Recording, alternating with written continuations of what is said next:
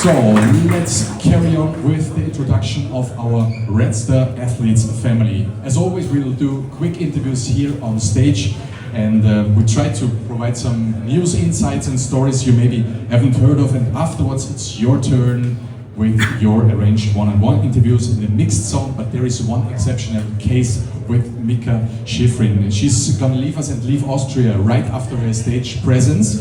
So don't hesitate to ask questions right after my questions, and yeah, there will be no mixed zone. We do a short Q&A session with her here straight away up on stage. So let's call her up on stage. She's the record holder in victories and podiums in the World Cup. She's the GOAT of skiing, Mikaela Shiffrin. Welcome.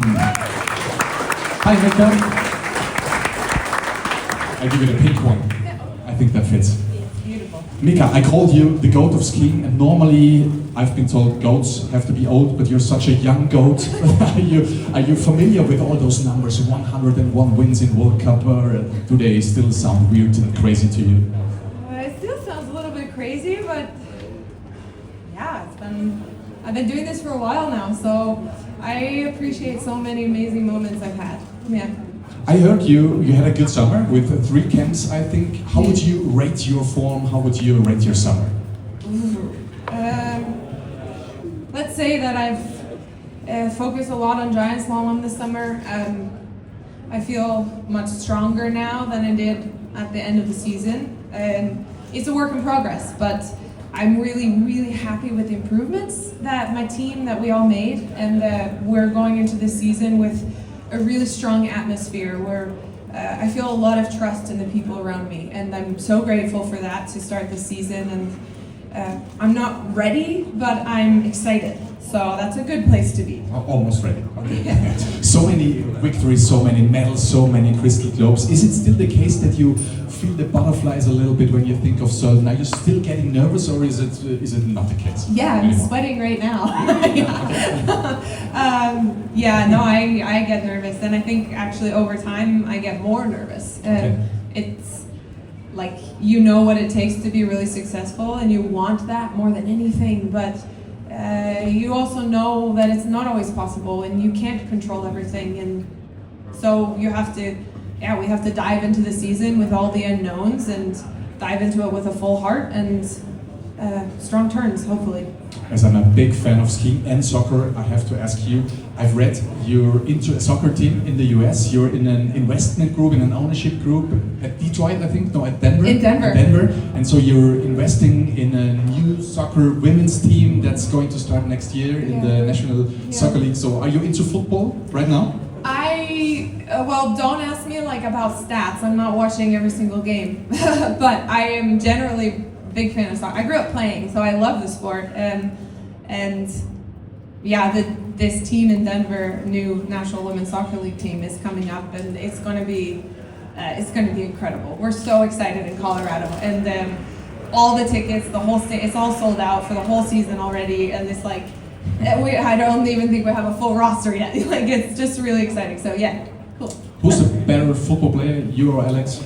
Alex. Alex, really? Okay. Yeah, no, because you mentioned you. He has all these moves, and I can like kick it straight. Okay. That's about. But maybe faster than him. I am a quicker sprint. Okay. For a short amount of time, just a very short time. Okay. Nice. He has to like get his legs moving. Yeah.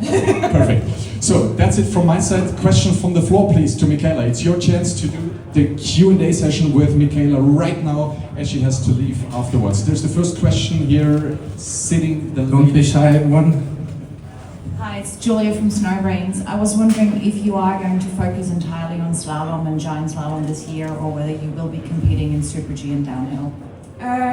No downhill.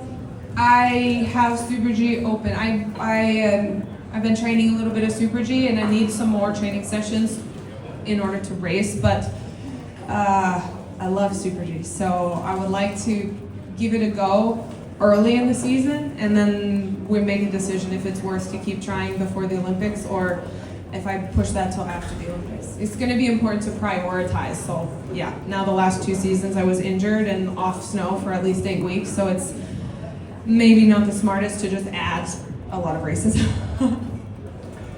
More questions, just give us a sign or shout out loud. 3 questions here. Hi, it's Lenny. This is your first season after breaking the record. How much joy you still feel skiing? Yeah, so much joy. Yeah, I have this like vision of a perfect day, and it's on the mountain. I'm training and usually like with my teammates or competitors, and that you're pushing each other to get better and better. And I'm working well with my team and my coaches, and we're making some steps with the ski equipment, and it's just all the things are clicking, and it's like this perfect training day, and that's something that I'm just constantly chasing. And that gives me so much joy. So yeah, that's not changed. First row, once again. A question I forgot to ask you before. Milano Cortina always looked far away for you. You didn't want to talk about goals after Milano Cortina, but can you give me like a percentage, a likelihood of Cortina being your last Olympics? I'm not really a numbers girly. I'm so uncertain. To be honest, I don't know. Like, okay, then you can say 50-50. How's that? We take that one. So, more question, I think one here in the first row again. With your teammate Lindsey Vonn coming back at 40, do you now feel pressure that you have to continue until you're 40 at least?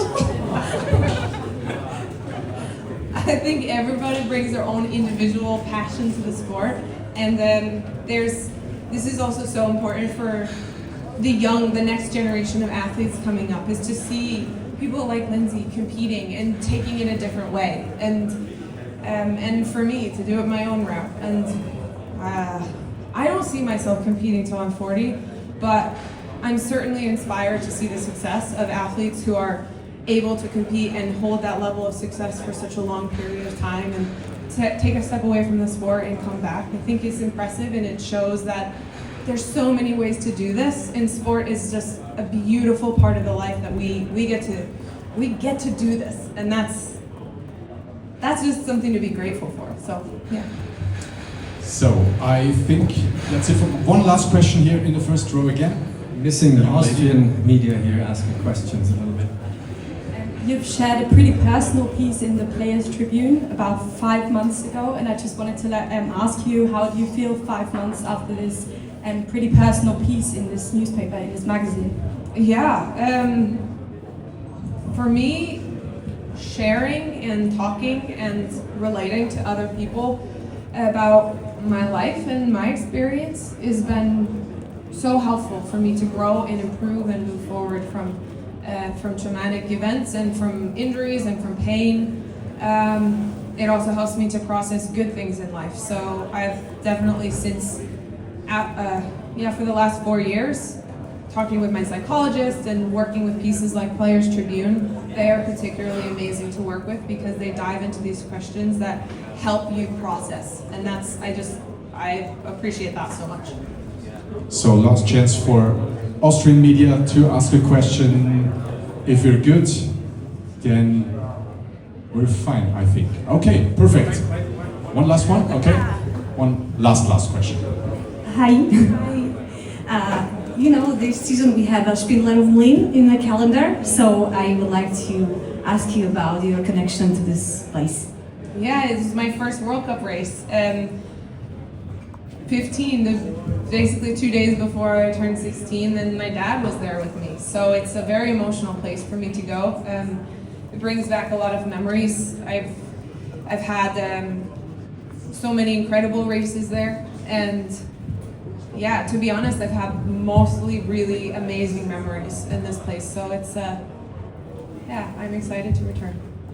So, thank you, Mikaela. Is there anything you want to know from Alex? I should ask him because you have to leave straight away.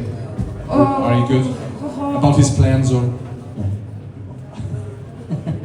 I think you can catch up with him. I'll catch up with him later. Okay, perfect. Thanks. No secrets here, I would say. There's no secrets. Thank you so much, Mikaela, for joining us, and all the best for the season. Thank you, guys. Thank you. As always, a pleasure. A round of applause for Mikaela Shiffrin. Thank you.